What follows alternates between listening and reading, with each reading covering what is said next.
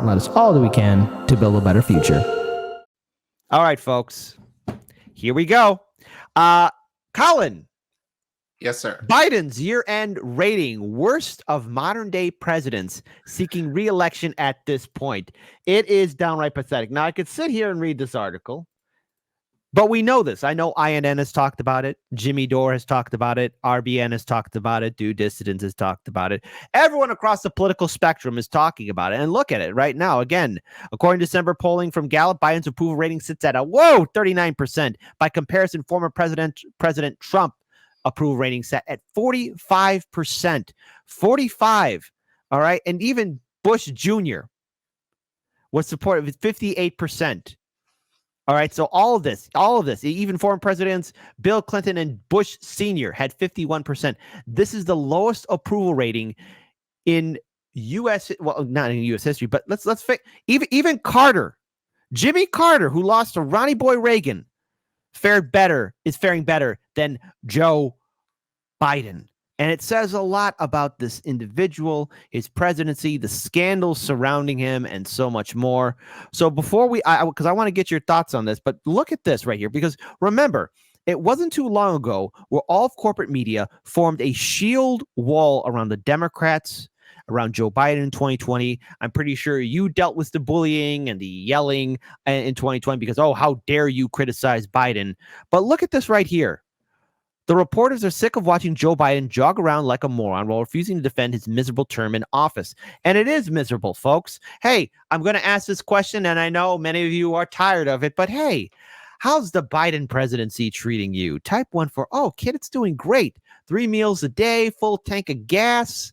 I'm able to pay off all my bills. I got nothing but rainbows and sunshine in my pocket. Type 2, God damn it, kid, stop asking me this question. You know the answer. You know it sucks. I don't know how I'm going to make it past tomorrow.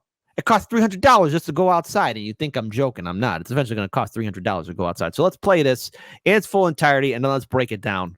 Traditionally, the president will hold a press conference and talk about his record, make the case directly to the American people, defend some of the policy actions taken. The president, September 1st, doesn't seem to be doing that this year. Can you explain why he doesn't want to defend his record to the American people and make his case for his record to the American people? Yeah, well, I think that anytime the president travels and is in front of the American people, he does that. He did that in Wisconsin when he talked about Bidenomics. He talked about small businesses and how that's a pillar of Bidenomics and investing in America. So you heard him do that directly to the American people. Look, he does we make an effort to do a press conference as often as possible, whether it's here at home or abroad. As you know, he held a 2+2 with President Zelensky, which I think was an incredibly powerful, important moment for the American people to see what we have been doing to help the brave people of Ukraine fight against tyranny, fight against the aggression from Russia. And you saw him do that right alongside President Zelensky. And so, you know, the president certainly was very engaged with members of the press corps yesterday who traveled with him. He engaged with them 3 times, took questions, made a statement, really important statement about Venezuela and the hostage situation. And so this is something that we really make an effort to do. And you know, and we will continue to do that in 2024, do as many as press conferences as possible abroad and at home. I'm sorry. I got to pause it halfway here, right? Okay. Let me get this straight. Okay. This is a sitting president right now who currently has the most worst polling data ever. And I remember saying this very clearly, myself and Daniel. Everybody, hell, I'm going to even include the viewing audience. We all kind of said this. I think all of us would have been surprised if Donald Trump wasn't going to run again in 2024. And yet here we are. He's leading in the Republican primary. He's beating Joe Biden in key swing states that he won in 2016, that he lost in 2020, by the way. But hey, he's winning in these key swing states. That's Donald Trump over Biden. And yet, what does the administration have? They're acting like they have these big victories, but the progressive movements, people like AOC or Bernie Sanders, they failed to deliver or hold the Biden-Harris administration accountable. So it's only fair for, like, again, the press, we all know, corporate media has its agenda. But even they know that they can't hold on to a lie forever. Even they know they got, oh, well, we really can't say, any more BS, because there's so much happening and people are vocally upset. Colin, take it away. I know I want to keep on playing the rest of this because I got another video to bring up, especially about Biden being worried about third parties. It's not only Trump, but third parties. But go ahead, Colin, take it away, because this is interesting from the press. And he's even seeing the administration struggle to answer. It's interesting that when talking about the economy, that a lot of what we're hearing is small businesses. I think that's one of the big things that we're hearing first. It's like, oh, there's more opportunities for small business. Well, the reality is not everyone is able to have the money to afford to have a small business. And then if you're a person of color, good luck trying to get a loan. That's been a thing. So I hate that that's the first talking point that they go to. The biggest issue that people are talking about right now, at least on the street, is wages. How wages are withstanding the cost of inflation that we're seeing, that right now it's the holidays of people trying to buy Christmas presents or holiday presents for their families. But not even just with that, but just basic stuff like food, gas, all that. I know you talk about that all the time. I've had conversations with people around me who are, I made this comment a couple of weekends ago, just being like, look, yeah, I got a pay wage increase under the Biden administration, but everything now is more expensive. Like Yes. certain things like my rents have stayed this, thank God, have remained the same. That kind of remained flat, but like food has become more expensive. My bills have become more expensive. Yeah. Healthcare for me, that's a priority for me now, has become more expensive. So at best, I'm breaking even. It's not like I'm making, I have more money, but I need more money for the basic shit. It's not like I have more money to do more of the things that I've talked about before, such as save or like put that down towards like, a home or for myself or something like that. So it's just the idea that you're right. They don't have much to say. So they're fishing for whatever, good incremental thing that they can try and grasp on to justify, oh yeah, Biden has actually been doing well, when people are not feeling that or seeing that on the ground. And I tell people, especially like a lot of these activists who really push for Biden in terms of some of the policies that he's done, I usually say to them, go to a low-income neighborhood and talk about the accomplishments that Biden has done and see how well they respond to you. Because for many of those people, things have not changed at all. Like, regardless if it's Trump or Biden or any former president, things have not significantly changed in those communities. And people have, rightly so, and more of a reason now to disengage from the federal government in terms of they see this, they hear the talking points, but they're not seeing it in their pocket. They're not seeing it on the street. They're not seeing that change in their communities where they're really like, oh yeah, I could see and feel tangibly that things are getting better. People are not seeing or feeling it. And so this administration is being dishonest in terms of what they're saying and how that translates to people on the ground and how they're struggling right now. Agreed, man. Spot on. So let's play the rest of this, because again, it just really says a lot about the press and where we're going, and this administration. It's in full active denial. And Chicago, I want to be very clear, especially to some of my conservative audience members out here. Yes, I've seen some of you Trump people comment about Chicago and being a Democrat. They're not socialists or Democrats. Listen, the whole politics here in this city is corporatist through and through. These guys are scumbag politicians, and the Democratic machine is a nightmare. We know what we live under, which is why voter turnout is very low here. The people who vote in Chicago politics are people who are associated with the machine. But the reason why I'm bringing up Chicago and Chicago politics and the Democratic Party is because the people now in this city are so vocally upset with the Democrats and everything all around. And this also ties in with Biden because people have been abandoned.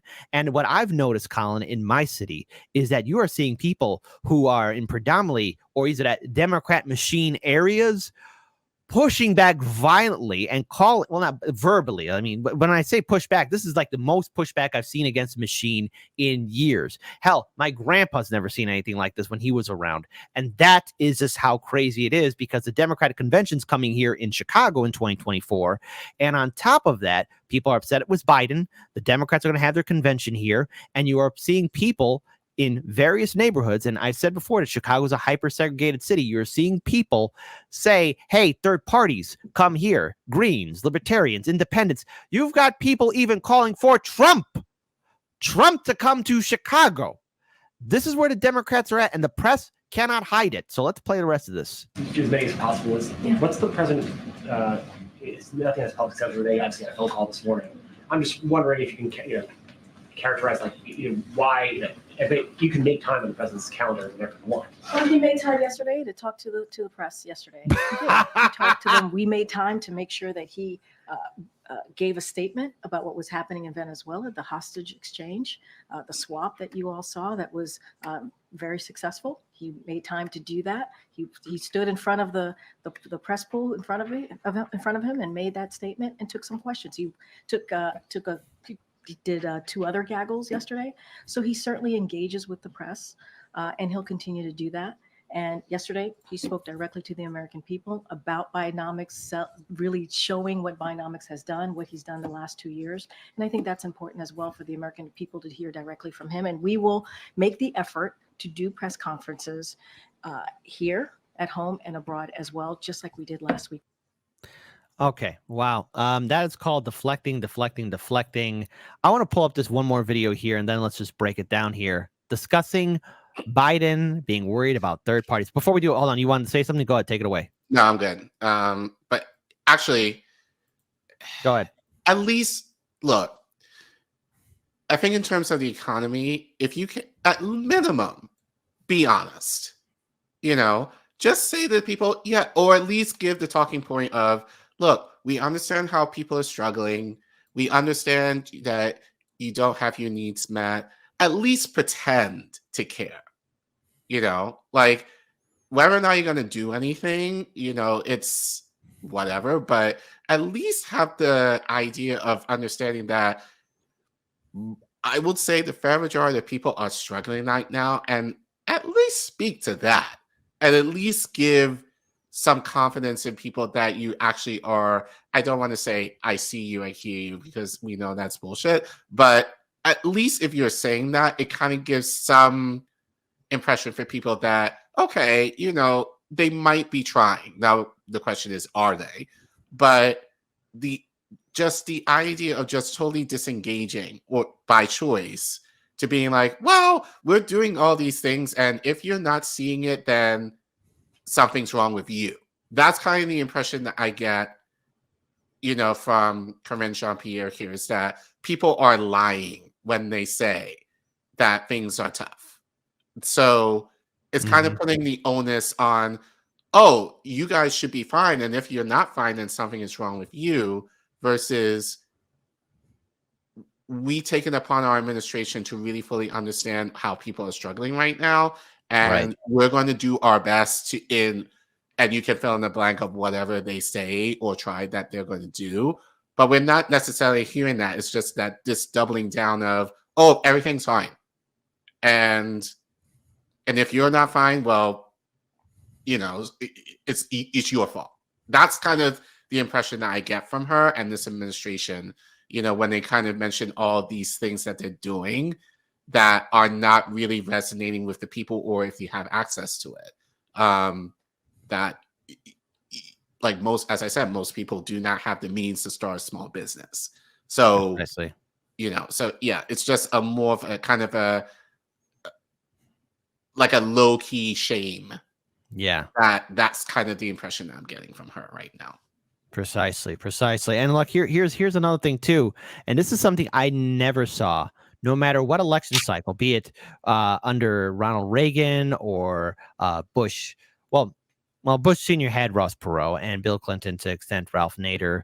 But then also you have to include Bush Jr., Obama, and of course the Trump run and Biden. See, third parties never got a lot of attention, but now this administration is fearing third parties because the great Democrat coalition is falling apart, and the press has to talk about it too because there's a fear of third parties. But I say I'm overjoyed with the rise of third parties. I think third parties in general should have been doing much more. But that's an opinion for another day. But I would never see this or never expect this from the mainstream media. Abe, what is the Biden campaign worried about in terms of kind of outside X factors? I would ask no labels and their effort or third-party candidates. I know Cornel West is mentioned in the article. Can you talk a little bit about that? Yeah, absolutely. Well, there's a lot of potential for chaos with a lot of these third-party candidates. That's definitely a major point of concern. But another one is just a more fundamental one, which is that they don't really know what the battleground is going to look like in a year. Often people said to me to make the point, well, things will get better. At this point in 2019, we didn't know what COVID was and Trump hadn't been impeached yet. And that's true, but these things can break both ways. And as of right now, they do have pretty big problems where there are a lot of Democrats, including young voters, who are either looking at these third-party candidates or are just not happy with Biden and might sit this out. So, a lot of this has to do with outside factors like, for example, the war in the Middle East, but it also has to do with the perception of the economy, which, a lot of people around Biden believe is going to get better over the course of the next year. But right now, simply it's true that their message is not breaking through, that Biden's message that the economy is improving and people are getting more money in their wallets, that hasn't really broken through. And that's something that there's not an obvious answer for right now. They're hoping to figure that out.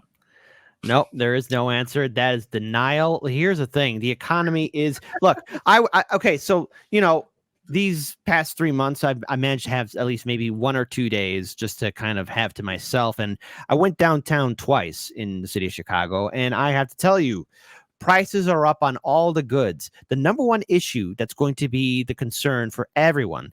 I don't care where you stand politically, what generation you're part of, the color of your skin, who you worship. I don't care. The number one issue amongst every single American's mind for 2024 is going to be the economy. It's going to be the economy. It's going to be the economy. And I understand everyone cares about social issues and other certain policies, but the economy is key, because how can we all have a roof over our head? How can we vote? Because in order to vote, you need to have an address or a residency or apartment, a place to live. How can we do all of that if we're all going broke? But hey, I guess the WF Forum wants, hey, they're going to say like, hey, you'll own nothing and be happy. But that's not the kind of world we want to live in. And this is something that the Biden administration has to deal with, and they have no plan. So all in all, Colin, we're seeing people, at least the establishment, the Democrats, realize that third parties can take away voters, not take away. Let me correct that. Earn voters away from their big tent because the Democrats haven't delivered. And the press, as much as they're used to smearing third parties and independents, what leg do they have left to stand on? They have nothing left to really come after voters or shame them, because it is a different world. It is a different mindset. And people want something brand new. What are your thoughts? Me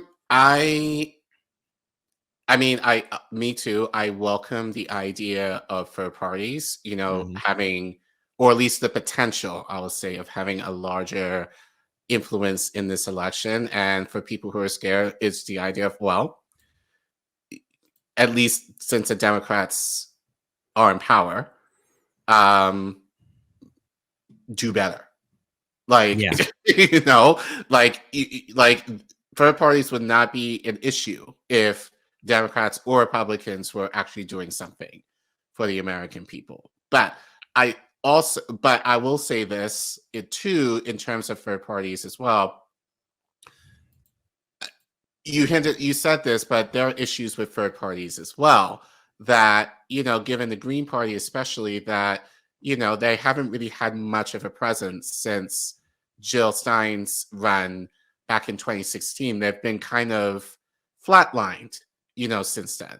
And you would think that, given that, the success that she was able to kind of accomplish from that they were able to build upon that movement till now, where I feel that they will be more prepared, and they haven't seemed to be able to strike the hammer while it was hot back in 2016. So I think in a lot of ways now they're kind of trying to play catch up now, for for the things that they should have been working on statewide and locally, over the last 8 years. I say this to people, and like Indy kind of coined the phrase "team none the above," and that's kind of something that I've kind of taken on. We cannot depend really on any political party that's third, independent, green, libertarian, Democrat, Republican. We can't rely on any of these parties without thinking in terms of what's happening locally and statewide first. That should be the primary focus. As I said earlier, my dad says revolution starts at home. Mhm. Like the things that we're doing locally and statewide will have the best effect of what's happening in terms of how things move on the federal level. And the fact that even now for myself personally, and having the advantage of being an independent media, a lot of the issues that we've been talking about, like student loan debt, child tax credit, I've been able to advocate for on a local level here. And obviously they're getting a little bit more attention now in terms of how people responded to certain things on the federal level that have been lost. And now people are pushing for more of those things now on the state. It's like, okay, the feds didn't do anything. Okay, state, what are you willing to do? So those are the fights to me that should be taken more of a priority versus what's happening in the federal. And then like using that as a basis to push the federal government to see this is happening in X number of states, what you're able to do on the federal level. So that's why I've kind of, and again, for people, it's your choice whether you want to stay home, whether you want to vote for Purdy, whether you want to leave those ballots blank. At least leave the federal blank. Like if you have ballot initiatives in your state, you should definitely vote for those. I would say generally, because that has a great effect on your life. But for me, I'm just kind of like, we should be in the position where the people are kind of controlling the conversation in terms of these are the policies that we want to see. And if you want to have this position in office, you better do your job to be able to implement that and figure that out. Otherwise, we're not going to support you, not the other way around. And so when we see this though, when it comes down to the overall, I guess, shift in the environment, this is what I've noticed, and that is, maybe it's because of just the amount of emotional, financial trauma that we're all going through, physical trauma of this year, or is it at the years under the Biden-Harris administration? Because we have to remember, Biden said these words, nothing would fundamentally change. And he was right. They just got progressively worse. Everything remained the same. It just got turned up to 11. And I think we're at a point to where people are at the I don't give an F moment anymore, especially when it comes down to party loyalty or politics or fear. And I think the idea of fear has just been burnt out. Like you could keep on doing you got to be scared. You got to be scared all the time. And the press constantly doing that. But now even the press realize it's sort of like that person in school who kept on making the same joke, talking about somebody's shoes or saying just how they wear. And it's the same joke over and over again. Yeah, it's funny, or either that there's the same bully who keeps on making the same threat. But after a while, you just realize, is that all you got? That's the only, you're a one-hit wonder. That's the only note you have. And people push back, sometimes verbally or physically or all of the above. And we see the press, they're usually the mouthpiece of the establishment, and people aren't buying it, especially when we got abandoned in 2020 and the aftermath that came after it. People are looking at, okay, here's the third party option. Okay, I could be critical of the president because my life hasn't gotten better. And no, I'm not going to tune into corporate media because they said all these things and it never came into fruition. Yeah. And I think, I'm not going to say this is not the most, 2024 will not be the most important election year of our lifetime. That's been played out. That's been played out so much to where it's irrelevant. Anyone that says that this is the year, no, it's, I hear that every election cycle. Go ahead, take it away. I will say this though, like it can be in terms of how people respond, in terms of okay, moving into 2025, how are Mhm. people going to move? Like, are you going to continue to place your hope on politicians, one person or a few, in the hope that they're going to do something for you? Or are you going to, instead of kind of going in that despair, and I think, and it's hard to find that hope, right now. And I think it's a lot, especially since people have been suffering for a very long time. But I Mhm. think now we're in a position where people have to kind of get off their butts and kind of do more locally on statewide level and seeing and being more engaged there and seeing what are the changes that could be fixed on a smaller level and kind of build your way up from there. And I think if you're able to do that, or if we engage people in the right way to empower them to kind of do that work, then I think people will be even more willing to vote for any of these major parties without, um, just kind of going in that hope of, oh, I need this, and this person is speaking to that, so I'm going to give them my vote. Like, they're using the fear because they know that people are disengaged and they want to do whatever they can in a way to kind of disengage them from the process even more.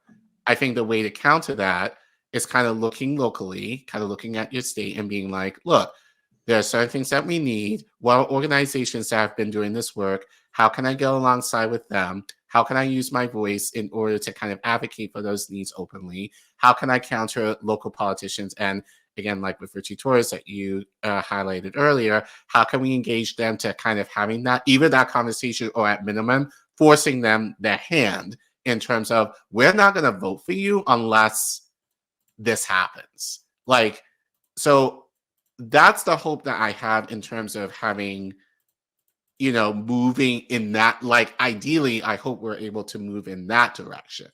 But I think that's going to take more of what independent media to have those conversations and kind of empower people into thinking that way. And not be so dependent on having people who are representing these parties that are all tied at the end of the day to a very corrupt, a very isolating system that has been designed to benefit the powerful. It's always been that way. And even if, like, third parties, libertarians manage to break through, they still will have to kind of disengage with that system that has been that has been designed to be broken, since the dawn of this country. So Exactly. I think as a final note for this, and that is, folks, if this is your time to get engaged in politics, this is your time. Now, I know a lot of you are burnt out by electoral politics. I mean, I read the comment section, I see it, but if you're right now is a time to get engaged, because this I want to hold out for hope that at least with the aftermath of 2024, that there will be more engagement, that maybe if third parties are successful against a two-party system, maybe not to win the presidency, but enough for people to be engaged civically, then maybe we could look at citizen ballot initiatives. We could look at other things to get involved to make sure our voices are heard. And if that's the case, maybe there's some hope, and maybe that's what we can wait for or hope for 2024. So with everyone watching right now, don't let the fear from the Democrats get the better of you, because Biden and his administration did all this crap to himself. They made all these claims. They played a big game on all of us, and we knew that they were never going to follow through. And now that they're being called out, they're panicking. Well, they did this to themselves, and we don't owe you our vote. You have to earn it. And if you're not going to earn our vote, then we will go somewhere else. And the media, well, good luck to your game. I don't know what else you can do, because no one watches you either. That's why you had to bully your way onto social media.